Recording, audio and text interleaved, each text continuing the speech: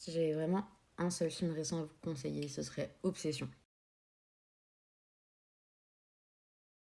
Attention, il y aura vraiment du spoil à balle dans la vidéo. Pour résumer super brièvement, Obsession, c'est l'histoire d'un jeune homme qui fait le vœu que sa crush l'aime plus que tout. Ce vœu est exaucé, malheureusement. Déjà d'un point de vue purement qualitatif, le film est incroyable. Il a une utilisation des ombres et de la lumière qui est phénoménale. Il y a des scènes où on voit qu'une silhouette se déplacer. C'est si bien géré et ça rajoute tellement de tension. Mais le jeu d'acteur dans ce film, les deux personnages principaux sont tellement bien joués, les autres aussi.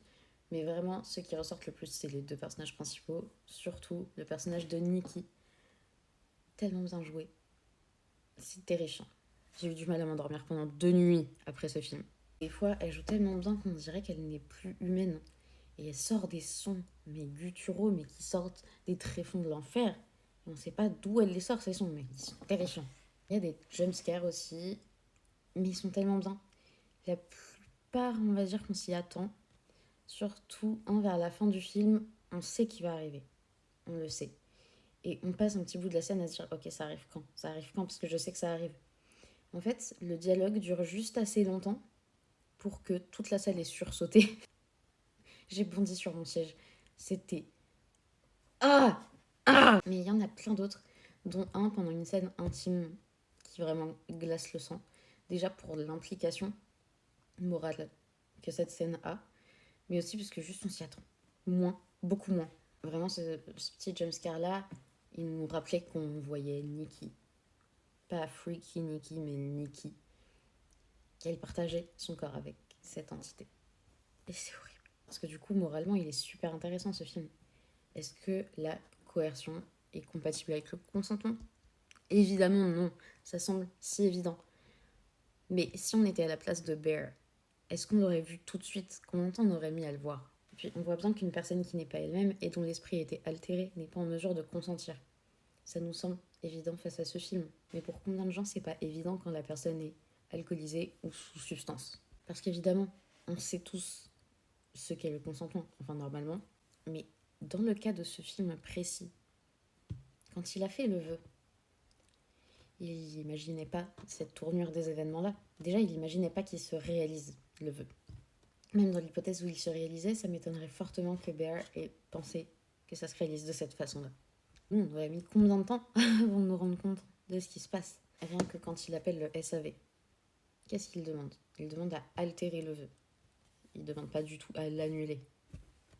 Pas avant qu'on lui dise on ne peut pas l'altérer. Mais ensuite, à la fin de l'appel téléphonique, il raccroche et veut absolument pas voir la vérité en face. Et dans The Craft, il y a un plot semblable, on va dire, où une jeune fille qui pratique la sorcellerie demande à ce que son crush l'aime en retour. Et dans The Craft aussi, ça part beaucoup trop loin. Mais pourquoi? Parce que souhaiter impacter le libre arbitre d'une tierce personne, c'est juste dégueulasse, que la magie existe ou pas. Nikki, elle vit toujours dans son corps. Elle est plus aux commandes, mais elle voit tout ce qui se passe. D'ailleurs, à chaque fois qu'elle reprend le contrôle, elle se scarifie, elle se mutile, elle se blesse. Une des fois où elle reprend le contrôle, elle demande à Bear de la tuer. Donc on peut bien se rendre compte que chaque fois qu'elle se blesse, qu'elle se scarifie, c'est dans un but assez précis. Et Bear, il accepte très longtemps d'être dans le déni. Il refuse vraiment de voir la vérité en face. Il refuse d'entendre les inquiétudes de leurs proches. Pourtant, ils ont plutôt raison quand ils s'inquiètent. Et lui, son souhait, c'est que Nikki continue de l'aimer. Mais elle ne l'aime pas. C'est pas Nikki. À aucun moment, c'est Nikki qui l'aime. À aucun moment. Au moment où il demande d'annuler le vœu, tout ce qu'il souhaite récupérer, c'est son confort. Il souhaite pas du tout rendre à Nikki sa vie. Il souhaite juste pouvoir rentrer chez lui et ne pas se demander ce qui va lui arriver. Et la fin du film, je la trouve absolument tragique. Parce que du coup, vraiment, je fais que spoil. Donc, voilà. Mais à la toute fin du film, il ne reste que Nikki en vie. La vraie Nikki. Qui doit gérer tout ça. Qui se retrouve avec 3 cadavres dans la maison. Ses 3 seuls potes. Et c'est absolument horrible parce que la seule à avoir des conséquences à tout ça, c'est la victime du film. Alors bien sûr, Sarah et Ian font partie des victimes du film. Mais la victime du film, c'est Nikki. Et le réalisateur a trouvé ça super important de le dire. Il l'a répété dans les interviews. Vraiment, ce film est incroyable. Il faut absolument le voir et il faut absolument y réfléchir. Il y a tellement de films comme Destination Finale, etc. que j'adore. Même Conjuring, j'adore ces films. Mais ils font pas réfléchir. Et c'est pas non plus si qualitatif que ça. Mais Obsession, au-delà du fait qu'il fasse vraiment peur et qu'il soit vraiment bien, il fait vraiment réfléchir sur des sujets importants. Et je trouve ça incroyable. C'est à ça que devrait servir l'horreur. Donc, bien sûr, l'horreur peut aussi être fun et genre entertaining comme Destination Finale. Mais une horreur qui fait réfléchir, c'est ça le but de l'horreur au départ. Vraiment, je pourrais faire 30 minutes de vidéo où je parle de obsession. Du coup, je vais éviter. Mais j'en suis au point où je vais le revoir. Alors que j'ai quand même passé de très sales nuits depuis que je l'ai vu. Est-ce que vous avez des films à conseiller dans ce style?